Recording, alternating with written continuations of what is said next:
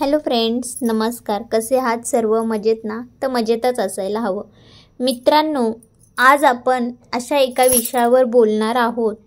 अशी एक परंपरा आहे जी मृत्यूवरतीही विजय मिळवत असते.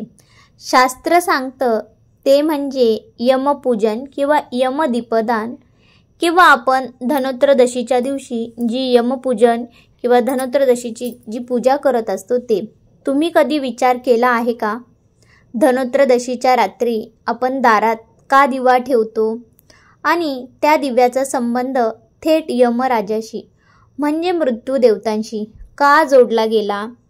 चला, आज आपण जाणून घेऊया या दिव्याच्या मागचं गूढ कारण, कथा आणि धार्मिक अर्थ किंवा त्याचं वैज्ञानिक महत्त्व काय आहे ते.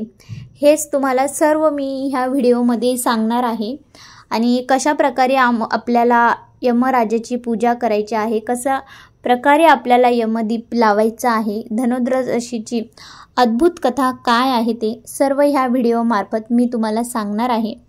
नक्की तुम्ही व्हिडिओ हा शेवटपर्यंत बघा आणि तुम्हाला जर आवडला तर नक्की चॅनलला सबस्क्राईब करा.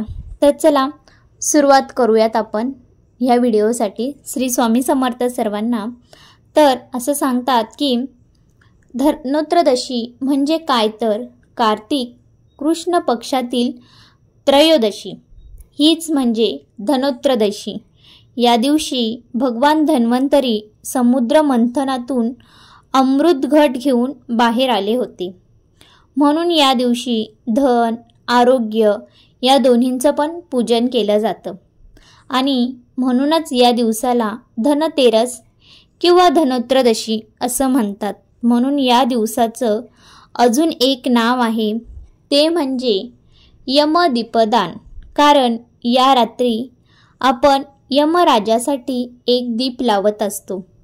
तर पूर्वीची कथा अशी आहे की एकेकाळी हिमराज नावाचा एक राजा होता. त्याला एक सुंदर बुद्धिमान मुलगा झाला होता आणि हिमनंदन पण त्याच्या जन्माच्या वेळी राजज्योतिषांनी सांगितलं होतं, राजन, तुमचा पुत्र लग्नानंतर 4थ्या दिवशी मरेल. सर्वजण घाबरले होते, पण राजाने नियती स्वीकारली होती.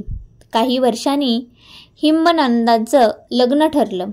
लग्नाच्या 4थ्या दिवशी संध्याकाळ जवळ येत होती, पण त्याची जी पत्नी होती ती अतिशय धर्मनिष्ठ होती. ती म्हणाली, माझ्या पतीचं आयुष्य वाढवायचं असेल तर मी स्वतः यमराजालाच थांबवेन. त्या रात्री तिने राजवाड्याच्या दारात असंख्य असे दिवे लावले होते. सुवर्ण नाण्यांचे ढीग ठेवले आणि स्वतः दारात बसून राहिली. ती अख्खी रात्र कथा सांगत राहिली, न झोपता आणि न थांबता. मध्यरात्री यमराज आपल्या दूतांसह आले. त्यांनी त्या प्रकाशात प्रवेश करण्याचा प्रयत्न केला, पण दीपांच्या तेजामुळे ते थबकले. यमराज म्हणाले, ही स्त्री खूप धर्मशील आहे.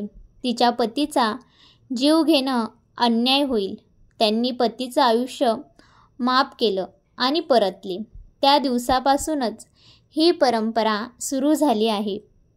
धनोत्रयोदशीच्या दिवशी यमराजासाठी दीप लावण्याची म्हणजेच यपदीपनाची, जो काही आपण यमदीप लावत असतो त्याची पण एक पद्धत आहे. म्हणजे त्याचं विधी असं आहे की यमदीपनाचं महत्त्व जेवढं आहे तेवढा त्याचा विधी पण अतिशय सोपा आहे. संध्याकाळी सूर्यास्तानंतर घराच्या दाराशी दक्षिण दिशेला तोंड करून एक तेलाचा किंवा तुपाचा दिवा आपल्याला लावायचा आहे. त्यात एक वाती असावी आणि तूप टाकून प्रज्वलित करा. तेल किंवा तूप तुम्ही दोन्हीपैकी काही टाकू शकता. आणि दीप लावताना मनात असं म्हणायचे की मृत्यूना पाशहस्तेन कालेन भयदायक दीपदान तुभ्य दत्त तद्य गृह्यत मम. याचा अर्थ असा आहे की हे मृत्यूदेवा, मी तुला हा दीप अर्पण करतो. कृपया माझं आणि माझ्या कुटुंबाचं रक्षण कर. नंतर ओम यमाय नमः असा मंत्र जपायचा आहे. दीप रात्रभर आपल्याला जळून द्यायचा आहे, कारण तोच आपला यमदीप असतो.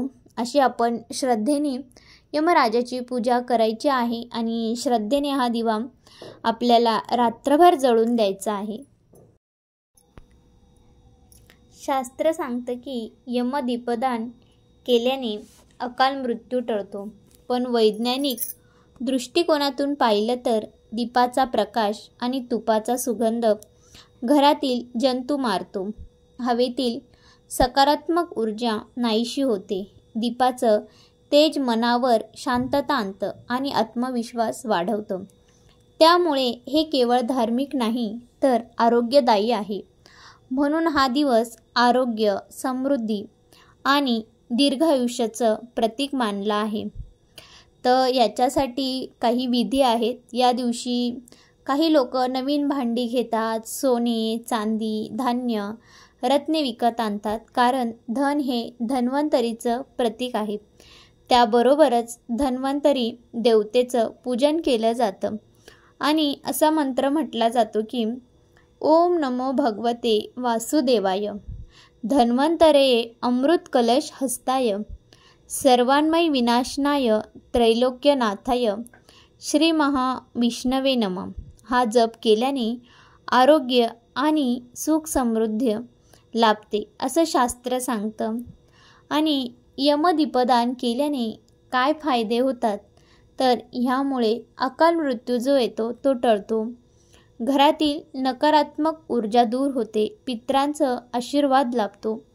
जीवनात स्थैर्य, शांतता आणि आरोग्य टिकून राहतो.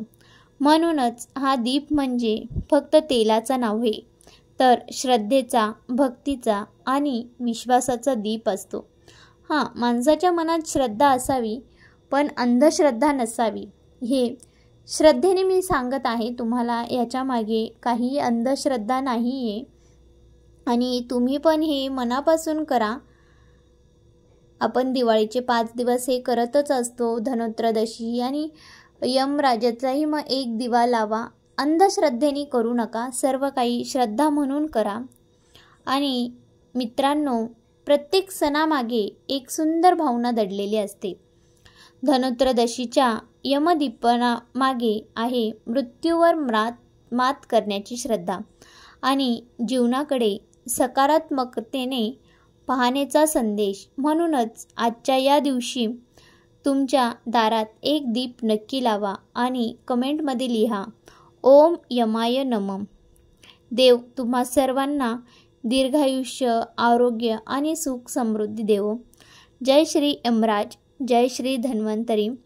तुम्हाला जर माझा हा व्हिडिओ आवडला असेल तर नक्की मित्रांनो चॅनेलला सबस्क्राईब करा, लाईक करा आणि कमेंट करा. भेटूयात पुन्हा अशाच एका नवीन व्हिडिओमध्ये. तोपर्यंत सर्वांना बाय बाय आणि श्री स्वामी समर्थ.